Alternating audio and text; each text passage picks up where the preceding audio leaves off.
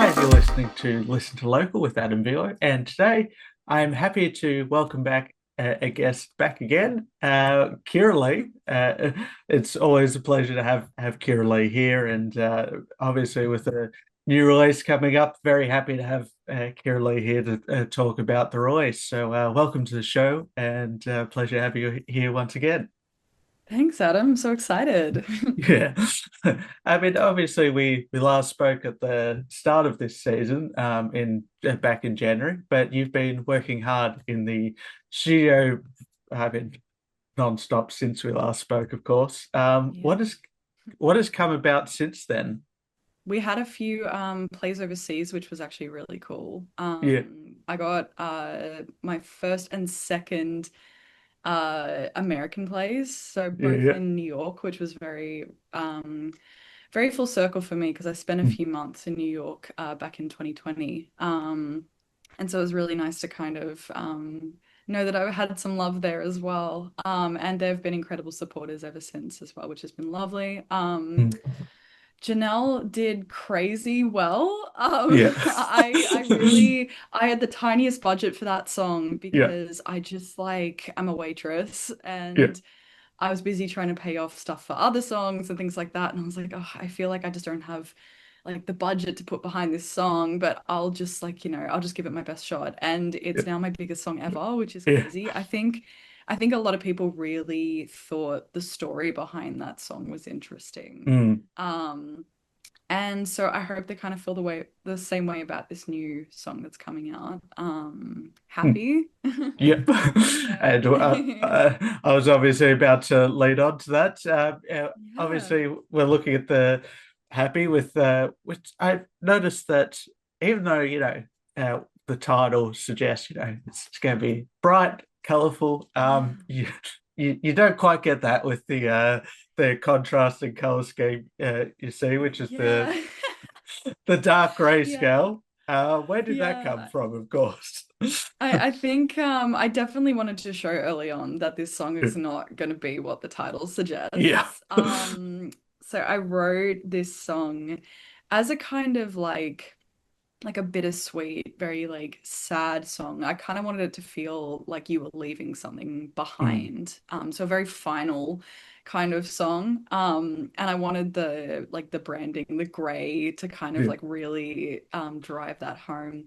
So I wrote Happy about I had a friend of mine who I always assumed we'd be doing music together until we were like 99 years old. Like it had just always been probably this like a little bit naive vision in Mm, my head that we were just going to be doing that. That was what we were going to do. Like, why would yeah. we do anything else?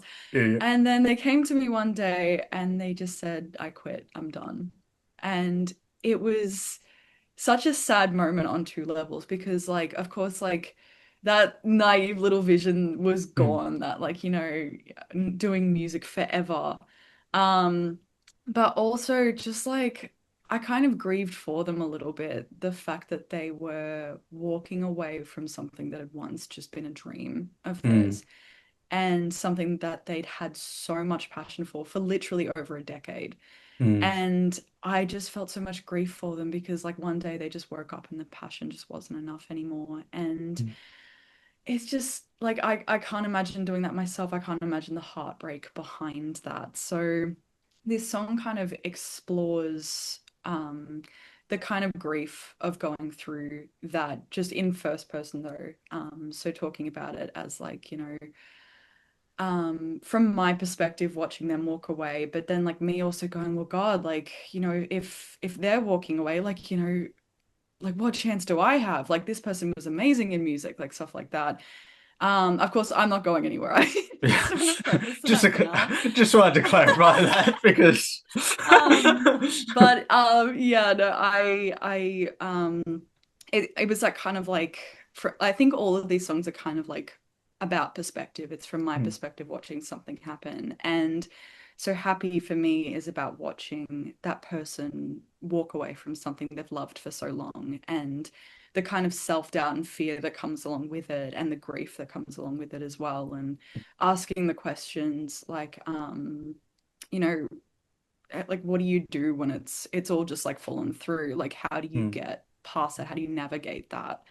Um, because, I'm sure there are many, many, many people in the world who have walked away from a dream once or Mm. twice.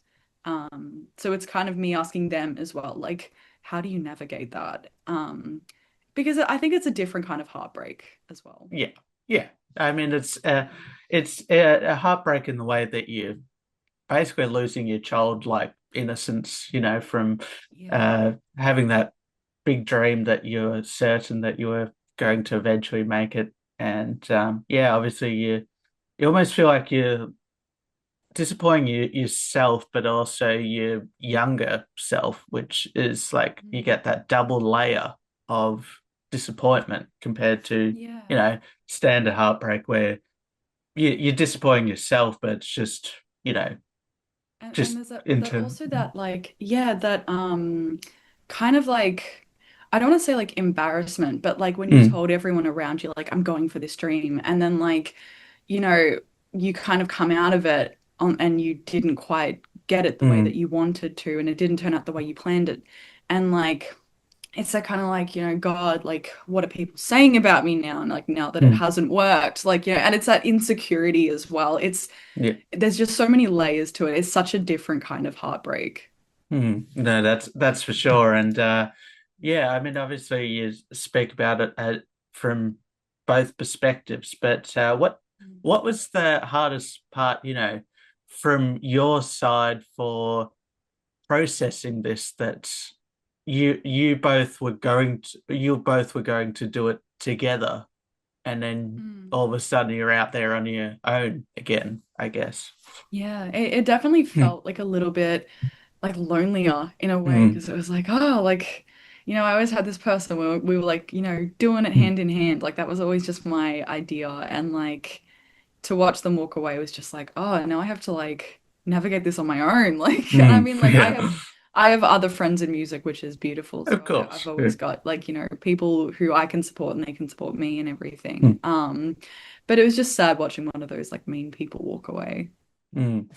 And I mean, one of those friends is a fellow creative of yours, which has written a lot of your work lately, which is Kevin Sylvester. How Yes. how has he been influencing you with the direction of your music lately?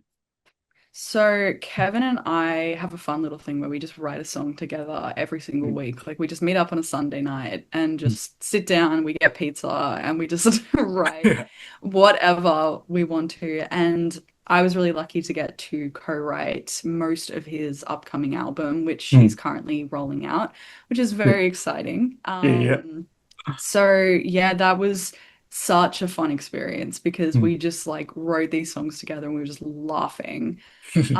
The last song on my EP, um, that one was written with Kevin as well. Yep. Happy and the next song that I'm bringing out, both were just written Brody and I. Yeah, yeah, Um, but then, future music will probably have Kevin's name in the credits as well, yeah, because like he and I just, it's just every week we just keep like writing yeah, songs together. It's so much fun. Like I love yeah. songwriting. Yeah, and I mean, it must be just, yeah, I mean, you've met through music and you can Mm. expand that, interest out into different ways, and it just self-fulfills with being able to do it on a weekly basis, as you say. So, Mm. yeah, it must be such a incredible experience to be able to get to know people as you're putting out the art that you've always wanted to as well. Kevin's a really Hmm. gifted musician as well. Like he's Hmm. also like a piano teacher. Like the Yeah. guy knows how to write a song. So I was very honored when he asked me to write with him. It is really interesting though, writing for either him or me because when Hmm. we write his music, obviously it's rock. Yeah. So it's a lot more heavier than the Hmm. stuff that we write for me. And when we write for him, it's also like some of the stuff we write is a little bit more sexual. Yeah. Whereas when we write for me, we rein it back a little bit. Like Mm. don't limit ourselves, but Kevin loves the idea of just like innuendos and just Yeah. talking about like I think a lot of his new album is about his like navigating dating. Dating Mm, at the moment is a really interesting experience. I that's wouldn't for know, sure. but like he does and he tells me all about it. Um but yeah, I think it's always interesting writing for different people and like having Mm. different levels for everything. Yeah, and obviously you've got the experience of the last 3 years it's been since your first release, and you celebrate Mm. with like a limited release. What is something that you do take from that, persistence and support you get along the way? Yeah, I mean, I can only being an independent artist, it can be Mm, really difficult to get eyes on your work. mm, I just find like, and I mean like I can only make so many TikToks and stuff like yeah. that. But I love the little community that we Mm, have. And just like being able to jump in the Discord and put mm, something fun in there and say, hey, there's something coming up, like yeah. keep an eye out. I think it's like rolling out music is just such a passion of mine in general. Like Yeah. I love writing the campaigns and coming up with the Yeah. ideas. It feels like I'm kind of solving a puzzle in a way. Yeah. Yeah. A lot of the time when I'm writing a song, I take it as a good sign if I'm already coming up with like branding ideas in my Mm, head. Like Kevin and I wrote a song a couple weeks ago, and I just like by the time he had just left, I sat down and I was already like hashing out branding ideas because I just loved the song so much. I think it's a good indicator for me that I really like a song if I can like mm. come up with some cool stuff to do for it. Yeah, yeah, yeah. That's it's an interesting way. I know that there's a lot of artists that stroll to sell the music that they make and like the Mm. branding of it. But you seem to always have like a concept to already have been established. So it's just very interesting the fact that you're thinking and making this branding organically while you're putting like you're writing the song compared Yeah. to I mean I kind of just see it in my head, really. mm, Like yeah. while it's like, I can see the colors, I can see Yeah. like, and then I can kind of expand from there and go, okay, well, like, what like it's usually the color. I can usually Mm, see the color in my head, like as I'm listening to the song. And then I can like expand on it and say, okay, well, like what kind of stuff would go with this color? And mm, like, and then suddenly I've got a whole like rollout mm. behind the song that's literally been written 5 minutes ago. Yeah. Um, it's a lot of fun. And I think like it can be really difficult when you're independent to kind of like have time to do all the things because there are Mm, so many things to do. But I think you just have to really enjoy it because mm, that's just how like you get through it, honestly. yeah. Because it's a lot of work. It is a Yeah. lot of work, but I just love it. So it just Yeah. works Yeah. for me. Yeah, I mean that's just what the main point is at the end of the day. If you love what you're doing, then I mean it's well worth it. And I mean, Definitely. obviously you've seen the success with Janelle and the like of recently that getting recognition for that as well. Um, Mm. but you do have a famous sticky note board with your projects. How Yes. happy are you feeling currently with how it's standing today? With all the sticky notes? Well, we recently took off. So I wrote 50 songs for this EP, and we recently took off all of the scrapped ones. And Yeah, that was kind of like like a slightly emotional moment for me. Like, I yeah, know they're just sticky notes, but there was so many of them. I wrote yeah, so many songs, man. Um, but we've started writing the new stuff, so we have new sticky notes up. Because we're just always songwriting, really. yeah, yeah, And so Kevin and I, we finished his album and then we started writing for me. For whenever my next EP comes out. yeah, There's yeah, no deadline on that one yet. We're just having fun. But yeah, yeah. we have quite a few songs up there at the moment. How many we got? 9. There's 9 songs that Kevin and I have written together up there. Which is really Not bad. cool. Yeah, yeah, yeah. And then there is also one song waiting to get mastered, which is the last song on the EP. I've been focusing on other things right now, so I haven't had a chance to send it out. But yeah, it's looking a little sparse right now without the 50 songs on the Yeah. scrapped section, but or would it be 44?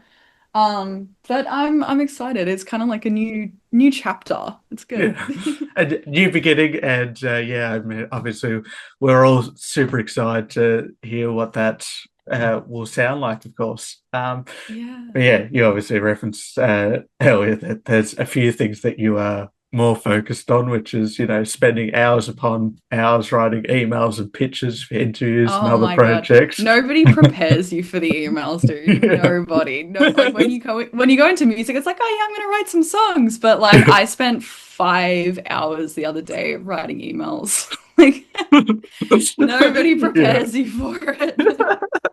Yeah. But like I actually don't mind it because a lot of the time I'm talking to radio stations or podcasts like you, Yeah. and like everyone's really nice. Like Mm, so many people are just super nice, and even if they don't like the song, they'll get back to me and say, "Hey, like it doesn't actually suit our station, but like, mm.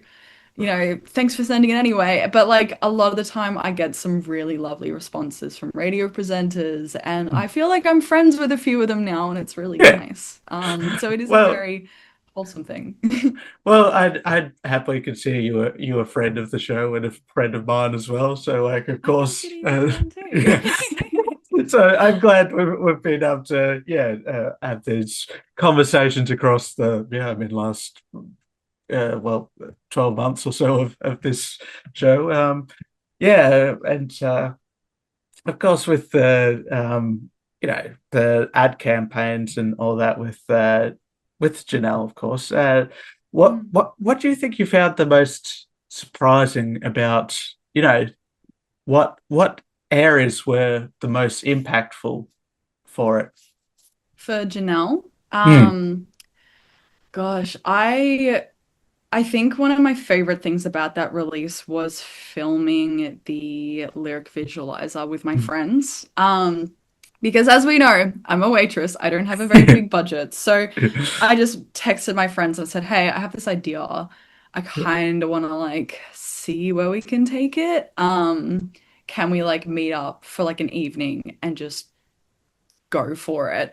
So I Yeah, explained it to them, and it was essentially that I wanted to film myself walking along the tan that goes around the Royal Botanical Gardens. And I said, like, I want to film it, and I want to film myself with like some flowers and just be like ripping these mm, flowers, like just destroying them. yeah. But then I'm going to reverse it. And then it's like I'm putting it back Oh together. yeah, of Sorry. course. Yeah. It's like I'm putting it back together. And they really liked the idea. I did also have the idea of singing the song backwards, but learning literal gibberish is a lot harder than I thought it would be, and it just didn't quite work out. I really tried, but it was just like this is gibberish. Like Yeah. this isn't like another language where I can kind of like grasp like sentence structure. This is gibberish. Like Yeah. so it just kind of I decided not to do that as cool as that would have been. Yeah. But it was really cool because at points there were like people walking past me. So then when I reversed it, there was like someone walking backwards. Yeah, yeah. And there were cars going backwards in the background, and it just like turned out really cool. And then while we were filming as well, Kevin had the idea of doing, I believe it was fast motion, like filming the whole thing in like fast motion and then slowing it down. So No, yeah, then, yeah.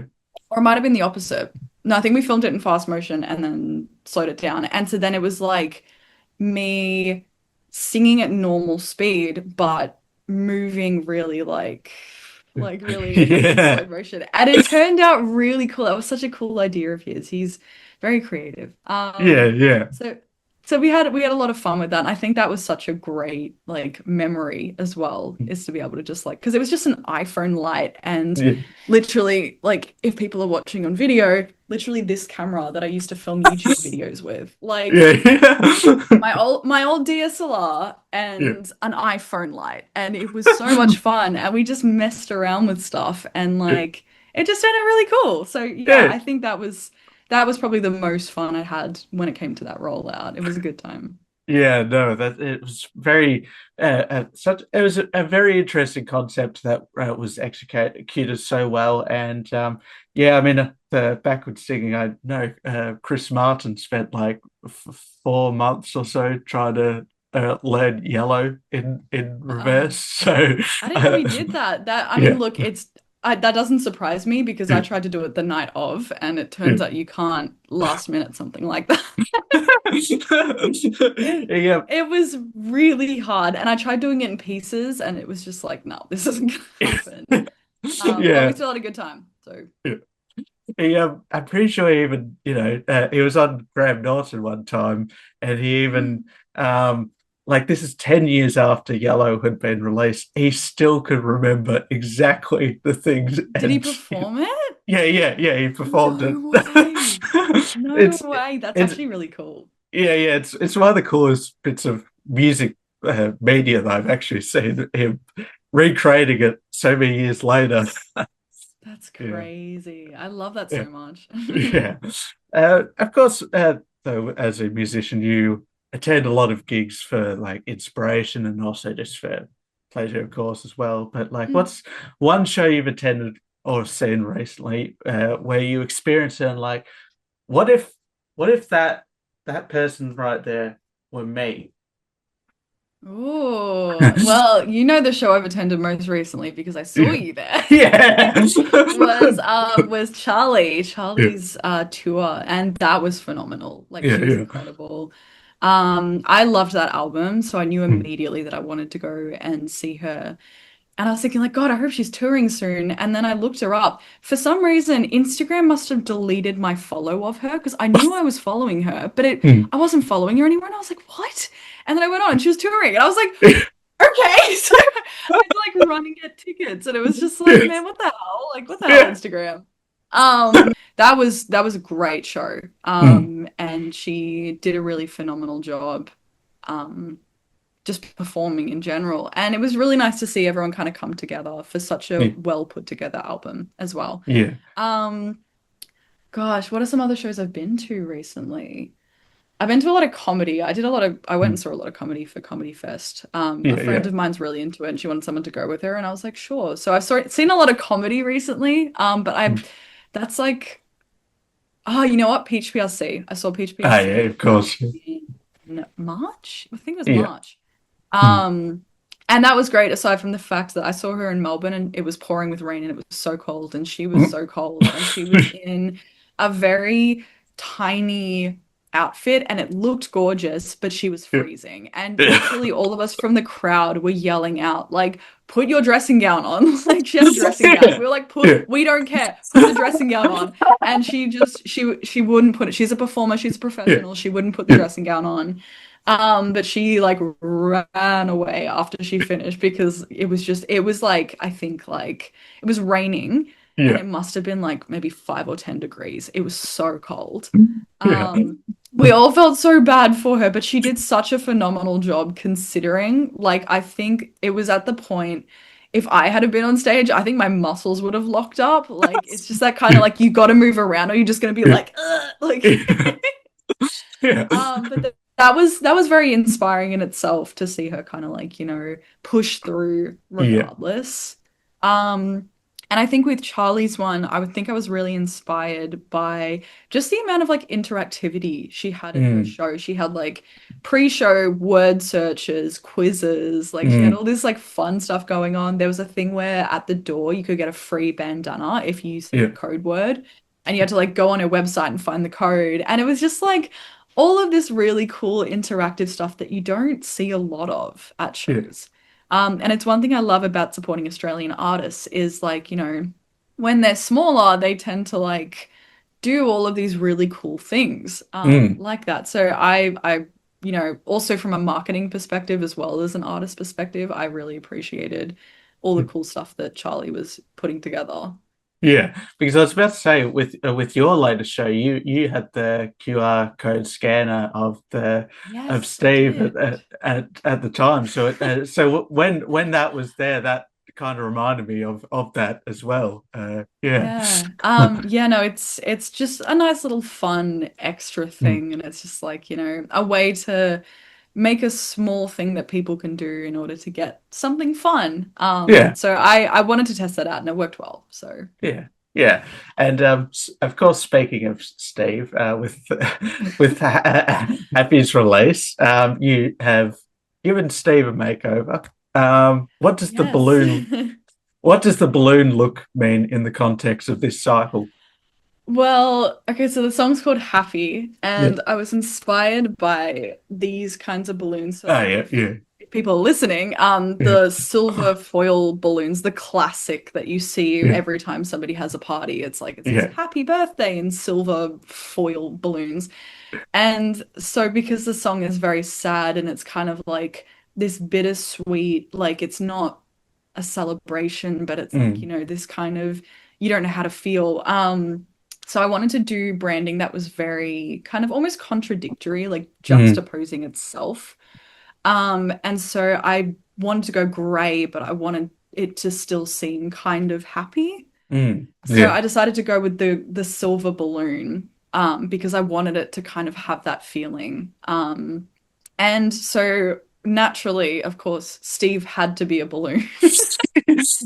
Of I course. have I have to say, I've never drawn pixel art balloons before, and Steve was like the hardest balloon to draw because he has so many little corners. And I Yeah. sat there, I think it took me like 3 hours to like finally get a version of Steve as a balloon that I was happy with. Um, but yeah, no, I love that we've kind of evolved in a sort of way because, well, we have, because the first EP was very much just like colors, like it was Mm, just a different colored Steve for every song. But this mm, one, it's like we've got Steve with face gems, we've got Steve with like vines all over him, and now we've got Steve the balloon. Like, yeah. Yeah. he's taken on like a whole like life of his own within my brand. Yeah. And I love it. I have such a good time coming up with concepts for Steve. Yeah, yeah.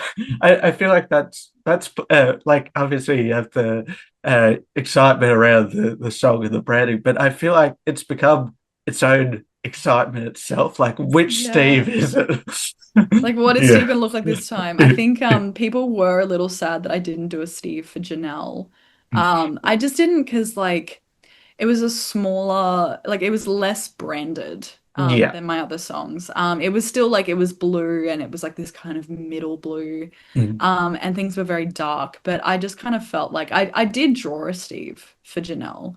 mm, Um, but he wasn't quite like on level with the other ones. Like he was very mm. like minimal and it was just kind of like, like I don't know. I don't know if I'll put that one out. So I didn't, but I thought I'd do a really, really fun one for the next few songs. So Yeah. Well, of course, we're all looking forward to that. And obviously, with you referenced the upcoming songs as well. Obviously, when people are looking for those when they release, and obviously follow along as you as a person during that journey as well. Where, of course, do people go find you, your work, and yeah, everything upcoming, of course. I love sending people to my website, Mm. kirrileemusic.com, just because like that's got everything on it. Like if you want Yeah, to know something about me, it's probably definitely on there. yeah, So yeah, my name and then music, so KIRRILEE music.com. Yeah. yeah. I mean, obviously, I encourage everyone to have a look at that after this show, and yeah, I Thank you. would like to finish on a note that I ask a lot of questions because a lot of people, not a lot of questions. It's one question. um, what's your favorite lyric from the current release, Happy? Ooh. And you know what? I haven't really picked one yet. I had one picked for Janelle. I was very Hmm. like quick with that one. Yeah. I like the lyric, Are you happy now, high up in the clouds? I like Hmm. high up in the clouds because it's kind of in reference to my first EP and the Yeah, cover yeah, of me up in the clouds. yeah. But I think just like even the question, "Are you happy now?" kind of holds so much weight to it. Mm, Because there's like a lot of grief within this song, and it's kind of me asking this person, "Are you happy now?" But also mm, like, yeah, I guess there's just like a lot of like meaning behind it. It feels like a very heavy question. So yeah. Yeah, because obviously it's such a important tonal question as well, with like, the various different ways you can phrase that changes its meaning so much. And yeah, it's such a very interesting question. Yeah, Yeah. I also I love the bridge of that song because Mm, I looked at comparison as well mm, within the music industry because I feel like being a woman as well, mm, like you see a lot of comparison to other women, like not just for me, but just like, women in music in general. mm, And so it's kind of this idea of like, oh, like keep going, don't give up like she did. Like, mm, you're a star, like you're gonna keep going. And it's just like, why are you comparing me to some other, why yeah. are you comparing me to another woman? Let's not do that.